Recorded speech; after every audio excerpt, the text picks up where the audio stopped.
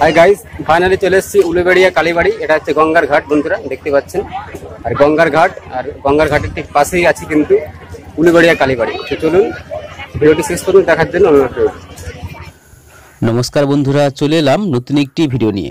আজ আমি আপনাদের নিয়ে এলাম হাওড়া জেলার অন্তর্গত গঙ্গা নদীর ঘাট সংলগ্ন উলুবেড়িয়া কালীবাড়ি। তো বন্ধুরা, এটি অ্যাকচুয়ালি 104 বছরের পুরনো ঐতিহ্যবাহী এই এলাকার একটি বিখ্যাত কালীবাড়ি। তো বন্ধুরা, এই ভিডিওতে কালীবাড়ির নিয়মকানুন এবং ভোগ বা থাকার জায়গা সম্পর্কে সমস্ত কিছু তথ্য দেওয়া থাকবে। তো ভিডিওটি সেজন্যই শেষ পর্যন্ত দেখার জন্য অনুরোধ রইল।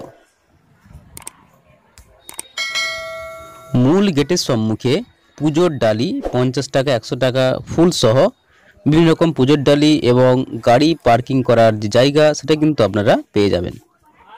তো চলুন বন্ধুরা, কিভাবে এলাম। উলুবেড়িয়া স্টেশনে নেমে ওখান থেকে অটো কিংবা টোটোতে করে আপনারা কিন্তু 20 টাকার বিনিময়ে এই ঐতিহ্যবাহী কালীমাতার মন্দিরে পৌঁছে যেতে পারবেন। আর যারা প্রাইভেট কারে আসবেন তাদের জন্য একটি ল্যান্ডমার্ক হলো যে Uluberia police station, Uluberia police থানা। তো বন্ধুরা, এই থানা সোজাই কিন্তু গলি দিয়ে আপনারা এই উলুবেড়িয়া কালীবাড়িতে পৌঁছতে পারবেন। এখানে মূলত শনিবারে প্রচুর ভক্তের সমাগম ঘটে। এছাড়াও বছরের বিভিন্ন সময় বিভিন্ন অনুষ্ঠানে বিভিন্ন তিথিতে কিন্তু এখানে ভক্তের সমাগম ঘটে থাকে। উলুবেড়িয়া কালীবাড়ির প্রতিষ্ঠা দিবস হলো 17 বৈশাখ, অর্থাৎ ওই দিন কিন্তু প্রচুর ভক্তের সমাগম ঘটে এবং বিশেষ পূজার আয়োজন করা হয়। এছাড়া এখানে রাসমেলা বিখ্যাত। এই উলুবেড়িয়া কালীবাড়ির পক্ষ থেকে কিন্তু রথেরও আয়োজন করা হয়। তো সেজন্য রথযাত্রাতেও প্রচণ্ড ভিড় হয়ে থাকে। এখানে ভোগের কুপন মূল্য 80 টাকা এবং আপনারা যদি থাকতে চান 200-300-এর মধ্যে আপনার থাকার ব্যবস্থা হয়ে যাবে। তো বন্ধুরা, মন্দিরের ভেতরের অংশটি যতটা সম্ভব আমি দেখানোর চেষ্টা করছি।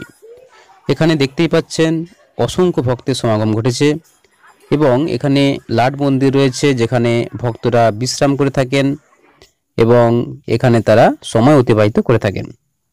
এটি হলো আনন্দময়ী কালীমাতার বিগ্রহ এবং এই আনন্দময়ী কালীমাতার মন্দির ছাড়াও এর আশেপাশে আরও 5টি দেবদেবীর মন্দির রয়েছে এবং সেগুলির মধ্যে উল্লেখযোগ্য হলো মা দুর্গার মণ্ডপ রয়েছে, মহাদেব শিবের মন্দির রয়েছে, রাধাকৃষ্ণের মন্দির, গৌরাঙ্গ, নিত্যানন্দ, সাবিত্রী মন্দির ইত্যাদি। তো বন্ধুরা, ভেতরে সমস্ত লাট মন্দিরের অংশটাই কিন্তু সাদা মার্বেল পাথর দিয়ে তৈরি। দেখতে পাচ্ছেন কত সুন্দর একটা পরিবেশ। তো বন্ধুরা, আপনারা চাইলে একদিনের ট্যুর হিসেবে এই উলুবেড়িয়া কালী মন্দিরে আসতেই পারেন।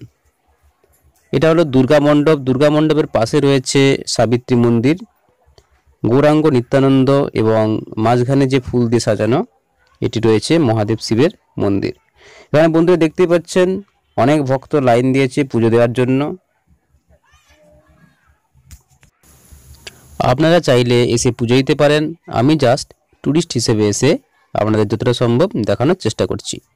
এই গঙ্গার তীরে সুন্দর মনোরম পরিবেশে এই ভিডিওটি দেখে আপনাদের যদি ভালো লেগে থাকে অবশ্যই লাইক করবেন, শেয়ার করবেন।